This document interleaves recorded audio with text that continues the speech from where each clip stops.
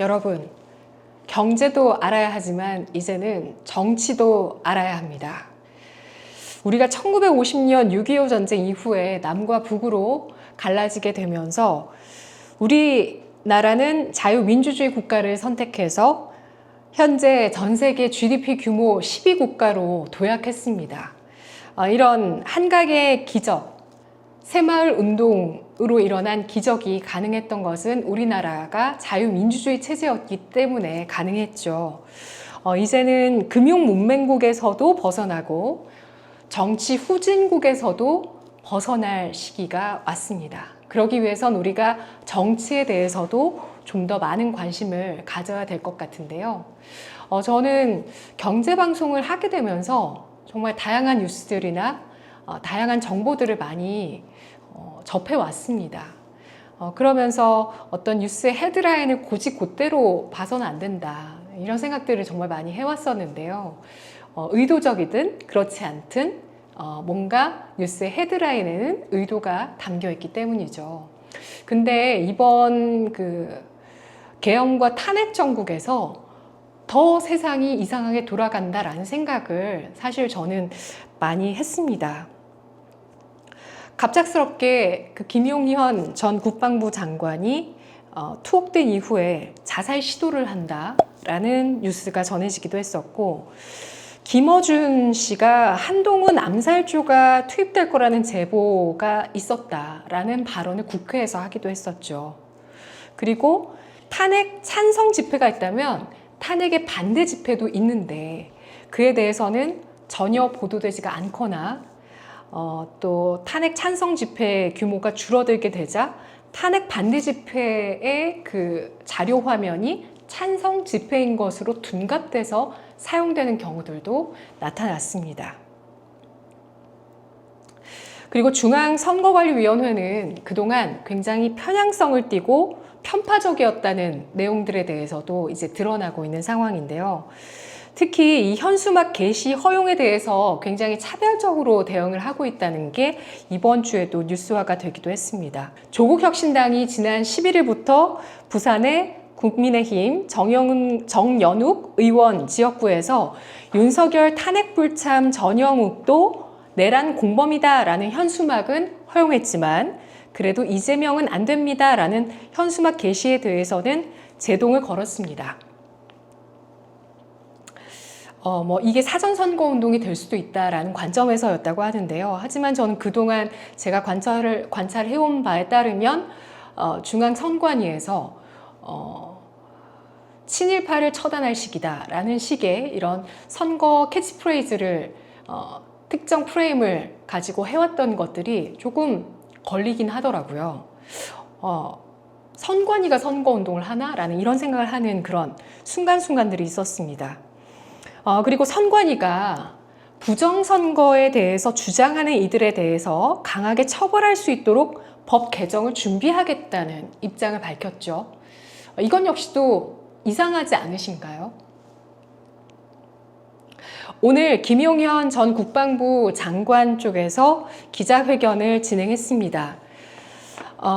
계엄령 내부의 계엄령 내용에서 통행금지를 대통령이 삭제했다라면서 적법, 정당한 비상계엄이었다라고 주장을 하면서 국회를 이용한 정치 패악질에 대한 경종을 울리기 위한 계엄이었고 부정선거를 조사할 정보사령부 내 수사 2단 구성을 지시했다라면서 부정선거 문제 때문에 계엄을 했다라고 주장을 했습니다.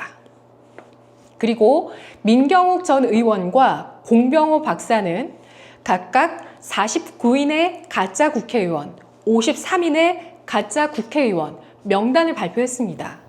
그런데 이에 대해서 아무도 아무 말을 하지 않고 있죠. 만약에 이게 사실이 아니라면 당연히 법적인 절차를 통해서 진위 여부를 가려야 합니다.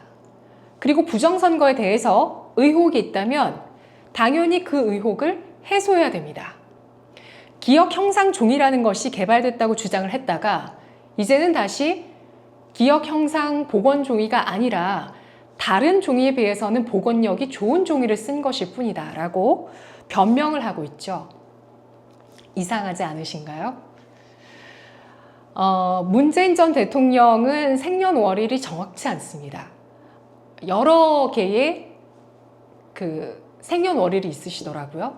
그리고 이재명 더불어민주당 대표의 아버지의 직업은 수십여 가지입니다. 네, 이에 대해서 풍자하는 내용들도 참 많죠. 그동안 이재명 대표가 우리 아버지는 이런 직업을 갖고 있었다, 혹은 이런 학력을 갖고 있었다라고 주장한 것이 모두 다 하나로 일치하지 않고 굉장히 다양한 것들, 어떤 접점이 없는 다양한 것들로 열거가 되어 있습니다. 이게 과연 믿을 만한 사실일까요? 정치를 하는 사람이 믿을 만한 사실을 얘기하지 못한다면 이게 과연 우리 정치권이 올바르게 흘러가고 있다고 볼 수 있는 것일까요? 미국 쪽에서는 이렇게 오늘 좀 보도가 나왔습니다. 앞서서 영국 파이낸셜 타임스에서 이재명 대표에 대해서 좌파 선동가다, 음주운전 전과도 있다라고 지적을 했었고요. 그리고 미국 의회 조사국에서는 한국의 정치적 위기로 한미일 공조가 지속될 수 있는지 그 가능성에 의문을 품는다라고 입장 발표를 했습니다. 내용을 보시면 미국 의회에서 공식적인 입장으로 우리 정치권의 움직임에 대해서 어떻게 보고 있는지가 드러나는데요.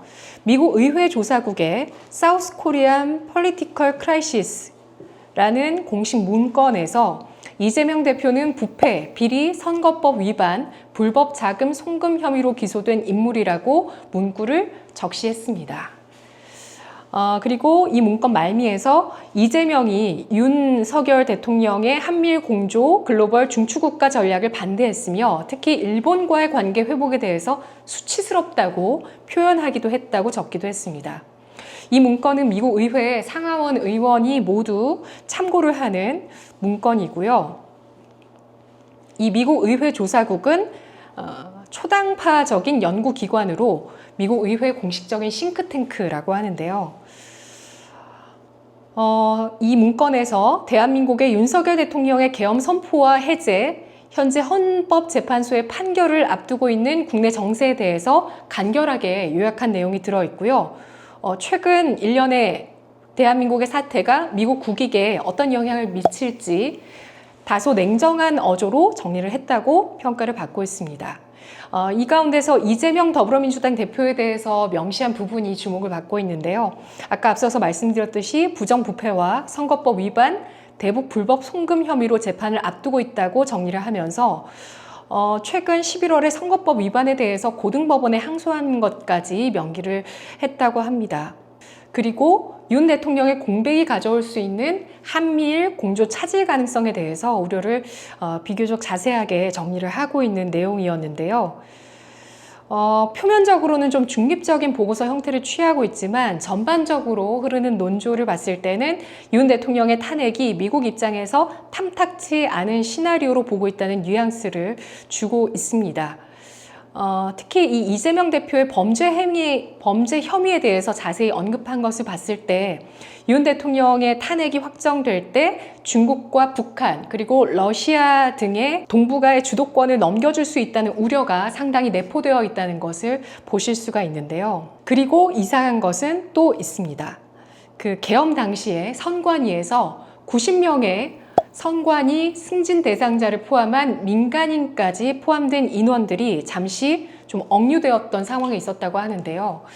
이에 대해서 선관위 측에서도 민주당 측에서도 아무런 이의를 제기하지 않고 있는 상황이기 때문에 과연 그 90명의 선관위 내부 인력 말고 그 민간인이라고 표현되어 있는 그 사람들은 과연 누구였는지에 대한 내용이 여러 이야기로 나오고 있습니다.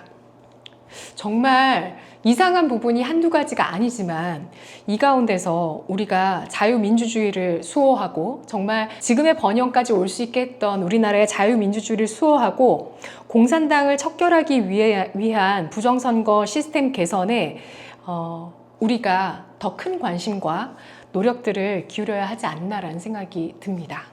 네, 한번 제기된 의혹은 말끔히 해소하고 넘어가야 되겠고요. 이를 통해서 서로 다른 의견을 가진 그런 내부의 분열된 의견들이 하나로 모아질 수 있는 계기가 올 수 있기를 바랍니다.